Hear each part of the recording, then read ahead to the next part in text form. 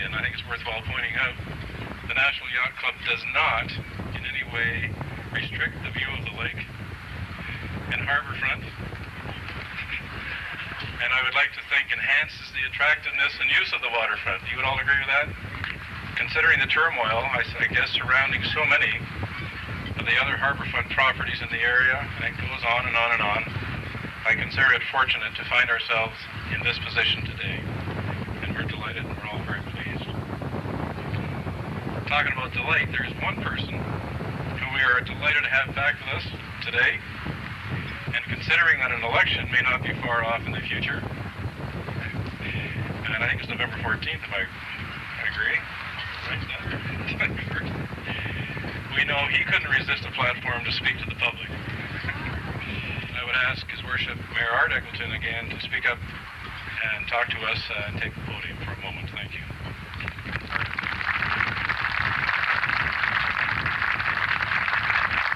Thank you very much, Commodore. Good afternoon, ladies and gentlemen. I'm delighted to be here, and yes, the election's the 14th, not the 21st. Somebody else is doing something on the 21st.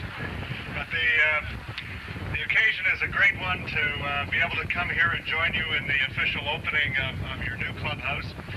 As Ed pointed out, I was at the old clubhouse just a few years ago for a very special occasion, and I'm glad to have the opportunity to come back today and to compare the two facilities.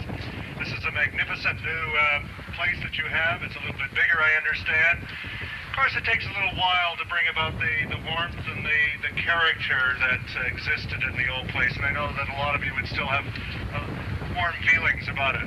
But I think eventually you'll be able to transform that warmth into this new facility, and we'll find it quite beneficial and enjoyable for all of you. To each and every one of you, congratulations on all the work that has been done by all of the members of the club in bringing this about. I'm delighted to have the occasion on behalf of the council and the people of Toronto to be here at this official opening and extend our best wishes to you. Thank you.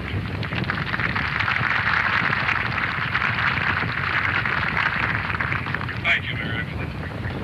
Now, we have a couple of speakers for you, and speakers, I think, people that you know well, and you've seen from your program that they're going to try to identify a few of the things that have happened in the past, and we don't know where we're going, but certainly some of those historical comments would be appropriate at this time, and for the what we call milestones at the National Yacht Club. And Rolly Andrews, who is well known to all of you, Rolly is a highly regarded and active sailing member of the club, and he has an encyclopedic memory for important historical events, and all from such a very young man, I must say. Rolly Andrews.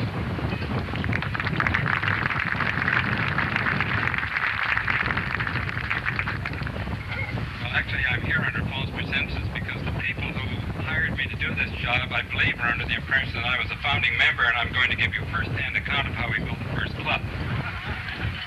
That's not true. I didn't get here till after the Boer War sometime.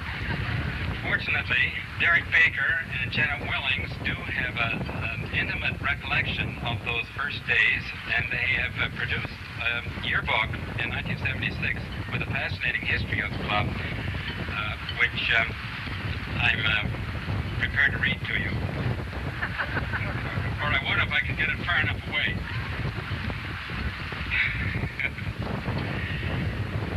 So where do we start? With a 5-minute summary of the highlights of an eventful 95 years. In physical terms, the club's history could be summarized very briefly. Build a club, disaster, build another club, disaster, repeat for 96 years. We can fill in some details. There really isn't time to do a lot, but I think a lot of you are aware that we're on our 4th iteration of this cycle now, our 4th location. Our first one is in sight where the old lighthouse is up there. That ended up with a streetcar running through it, so we moved down to where the Loblaw's warehouse is. That ended up with Lakeshore Road running through our anchorage, and in the meantime, a storm had put the Western Gap through, so we moved the club again to another location that we've all been familiar with, and so on and so on. There's a lot of drama in the years that have gone by. There are a lot of interesting and fascinating examples of how our members have coped. I think a case in point is my own time, which left my own time of joining the club, which left a vivid impression with me. I showed up here, a foreigner from a little place called Nova Scotia with no credentials, no friends in high places, funny little boat, not much money, and I said, I want to sail, how can I join? I was made welcome. There were few questions asked. The only proviso was that I was expected to be a decent human, or emulate a decent human being, to respect the wishes and interests of the rest of the club, and to contribute as I could. I think the same attitude has continued throughout the years, and the club has been accessible to the community. There are channels through which people who wish to sail can become acquainted with this facility and go through our sailing school, go through some of the other routes, and become a part of this group. Now, we're starting a new era, plenty of new facilities. We've got this magnificent club. We've got a flagpole here that looks as if it's fully equipped for whatever we need, floggings, hangings. We've got our very own lawn, the first piece of grass we've owned in 90 years.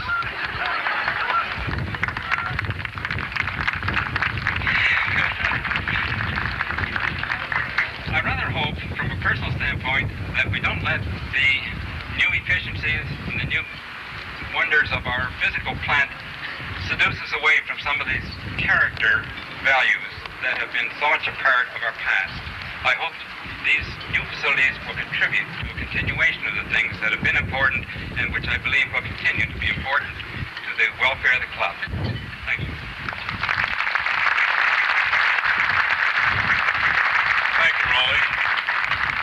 No platform, I think, would be complete without some thoughts from our immediate past Commodore, Nick DeMunnick, who I guess will always have and continue to have a very vital interest and demonstrated interest in what happens in this facility, in this club. Nick DeMunnick.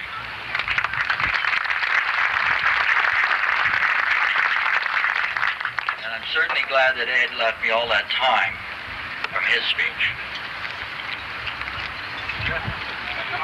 And I see by the program that I'm to give a short speech on how we got here. I'll try. I cannot do that, however, without talking about who got it here. For a great number of people, over a great number of years, put in a great amount of effort to make this day possible. And in tracing the history of how this club got to be, I want to recognize and thank all those whose past efforts went into creating our new facility. However, what we are celebrating is not just a new clubhouse, but the complete relocation of National Yacht Club. And that was the goal of all those earlier planners, to relocate all our members to a new property at a cost that we could afford, and most important, retain our traditional values. The values, as Rolly mentioned, that have always made National unique. A far-sighted group, headed by past Commodore Bob Nielsen, began to recognize that the waterfront was changing and our needs were growing. And if we were to survive, we would need to make some arrangements to secure our future. Our first move under Bob's guidance was to acquire the old Taylor Boat Works, with the thought that the Taylor building itself might be refurbished as our new clubhouse. They considered a number of alternate sites, but eventually, after many discussions with our landlord, the Toronto Harbour Commission, they came to the conclusion that the concept of creating new land in our basin, building a new clubhouse on it, and constructing docks to accommodate our fleet was the best alternative. Henry started with an original offer of 1 acre and a 25-year lease. And through his persistence, patience, skill, humor, determination, he successfully convinced our landlords to agree to 3+ acres and a 50-year lease. And let's not forget the generous contribution the THC has made towards our new docks. Henry presented this plan to the membership in October '83, and we ratified his intention to proceed to negotiate a lease on these terms. These negotiations, which we first thought would be almost overnight, took over 3 years and proved to be difficult, protracted, frustrating, often tedious, but ultimately fair and equitable to both parties. In my opinion, the successful conclusion of these negotiations is what made this whole thing possible. Without Henry's skill and dedication to this club, it wouldn't have happened. We owe him a great deal of thanks. I wish Henry was here today, but he was unavoidably away. One of the distinct pleasures that I had as Commodore was to sign the lease that Henry negotiated. And this is still not the end, for it is a project that obviously continues, probably indefinitely. There are many more things still to be done, and our continued participation and contributions will always be needed. And I'm confident that there will always be members of National that will come forward to continue it. Thank you.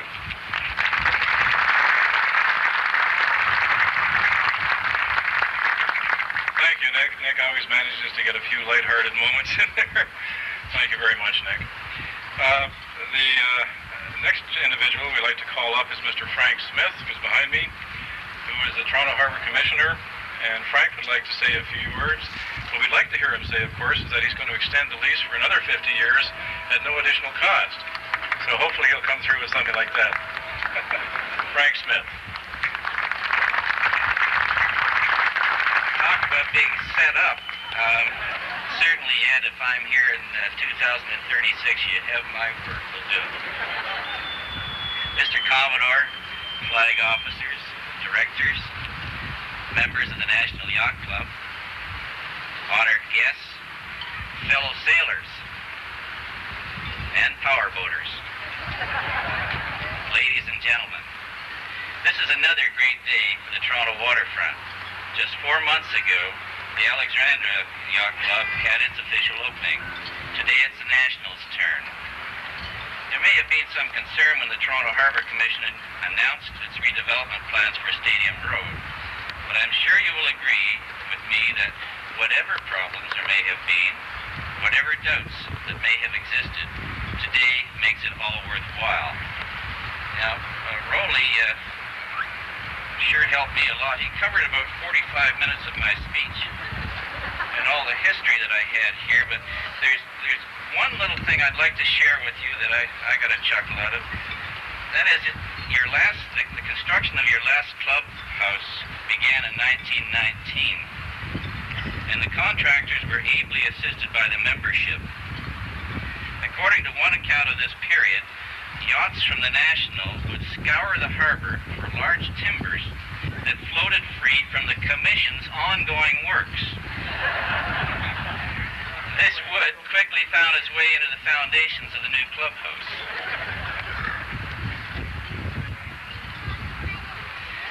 Today we are celebrating another move, hopefully the last.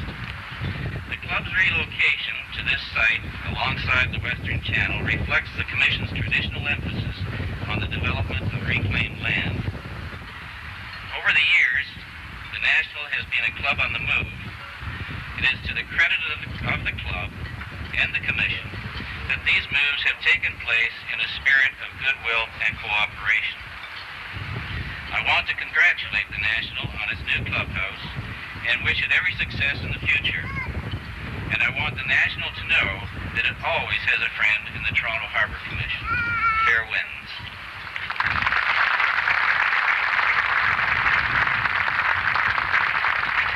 Thank you very much, Frank.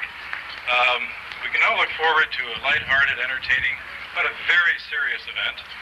So I now call upon the duty officer for the next part of the proceedings.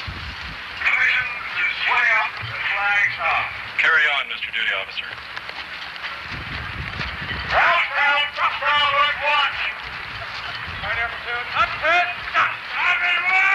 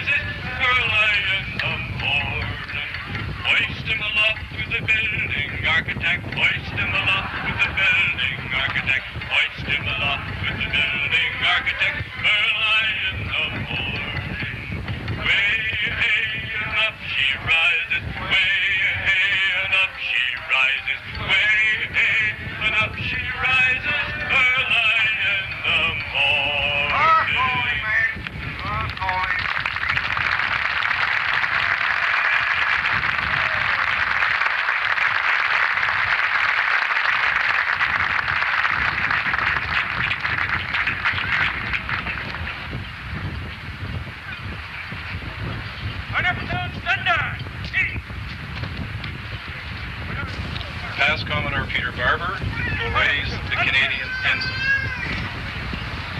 You may proceed. So that's in clarification of proceedings. Secondly, in recognition of the guest here today, Past Commodore Robert Nielsen will raise the American ensign, and will you step forward, please?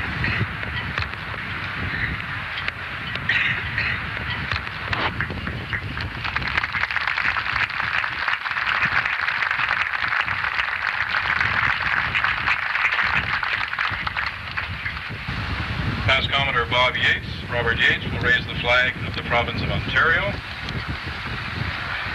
Past Commodore Nick DeMunnick will raise the naval flag on behalf of HMCS Haida and HMCS York. Past Commodore Jack Lancaster will raise the flag of the Royal Regiment of Canada on behalf of the officers and men of Fort York.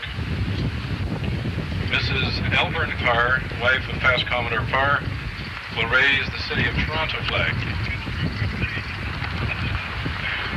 Mrs. Russell Henderson, widow of the late Commodore Henderson, will raise the Canadian Yachting Association flag on behalf of all participating Club Commodores.